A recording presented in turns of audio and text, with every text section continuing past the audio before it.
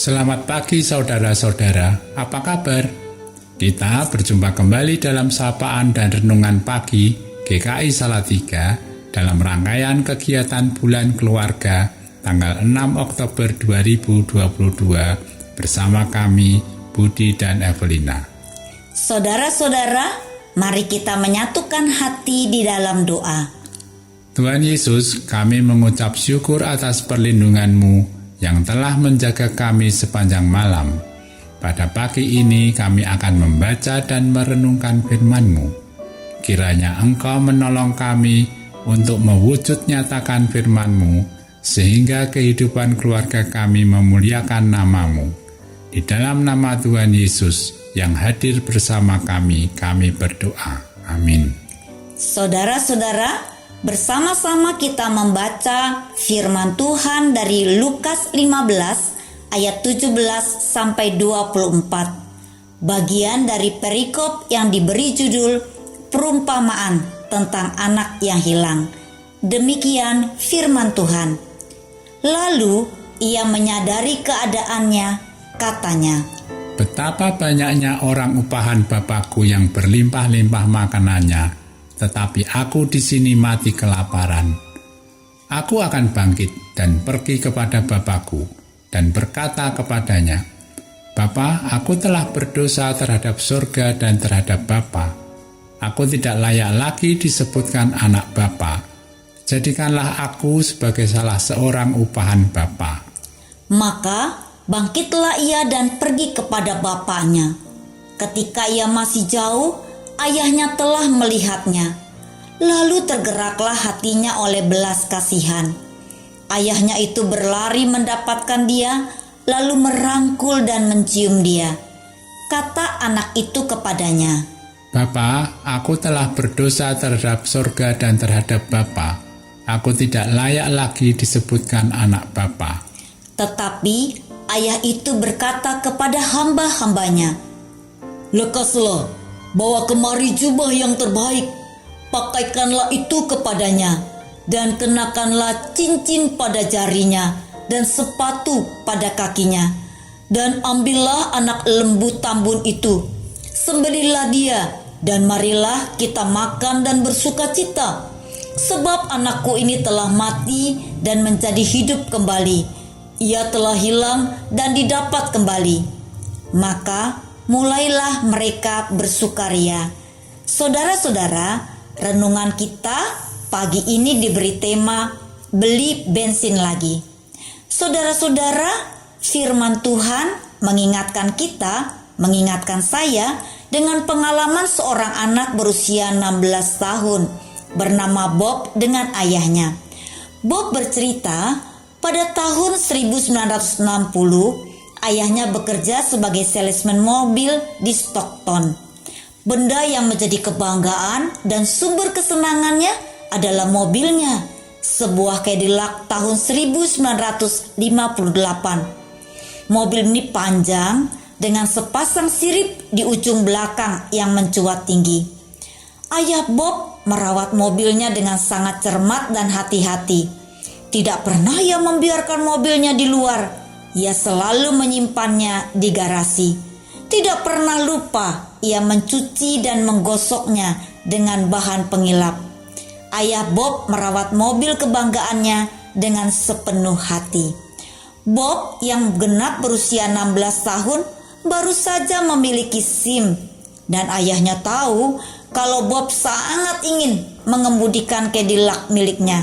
Oleh karena itu, ayah Bob menyerahkan uang $3 dan menyuruh Bob membeli bensin. Betapa senangnya hati Bob. Ia mengemudikan mobil itu dengan perasaan bangga. Sampai terjadilah bencana itu. Setelah membeli bensin, Bob menikung terlalu tajam sehingga mobil menyerempet tiang. Nampak goresan di sepanjang badan mobil. Melihat hal itu, perut Bob langsung terasa mual dan rasanya ia ingin minggat saja. Ia tahu ini mobil kebanggaan ayahnya. Tapi Bob tahu ia tidak boleh lari. Ia harus bertanggung jawab.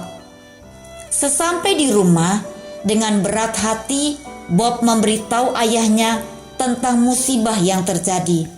Lalu mereka memeriksa kerusakan mobil yang cukup parah.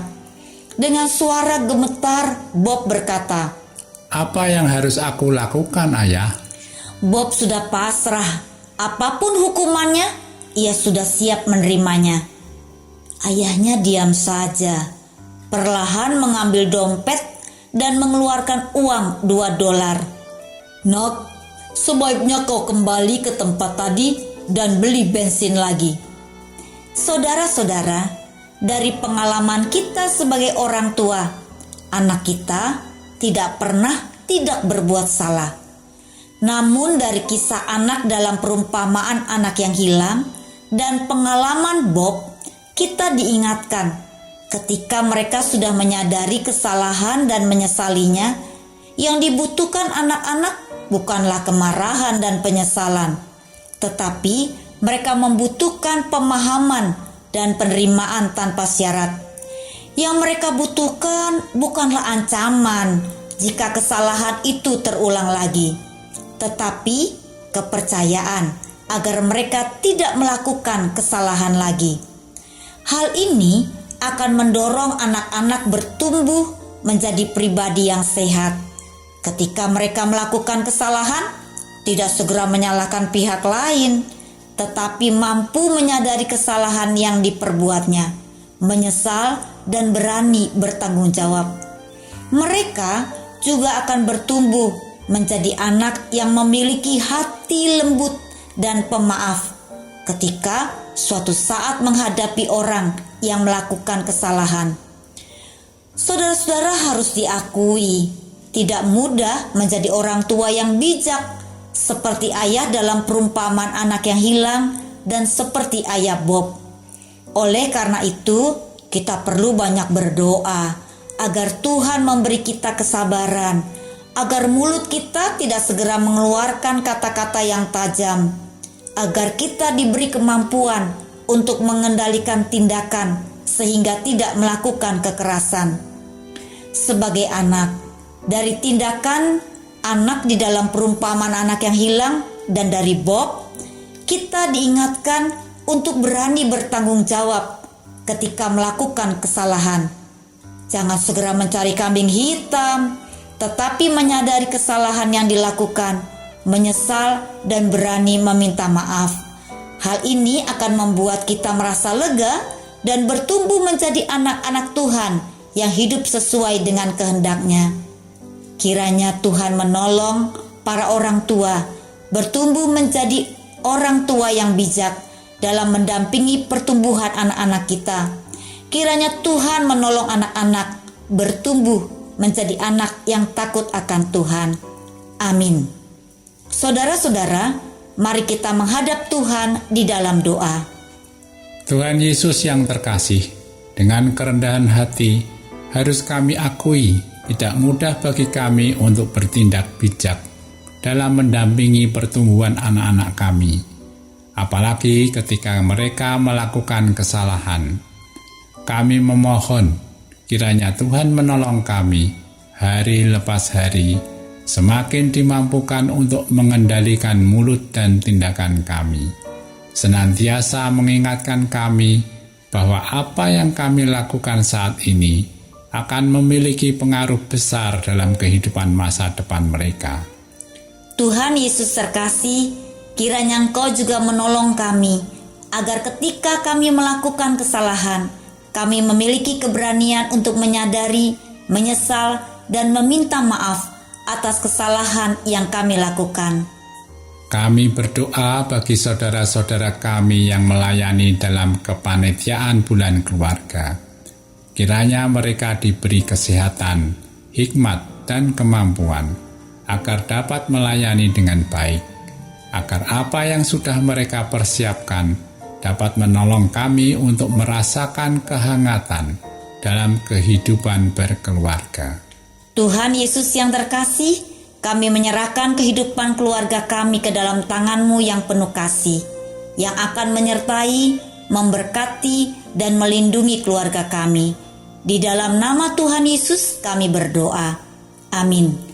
Tuhan memberkati saudara-saudara bersama dengan keluarga terkasih.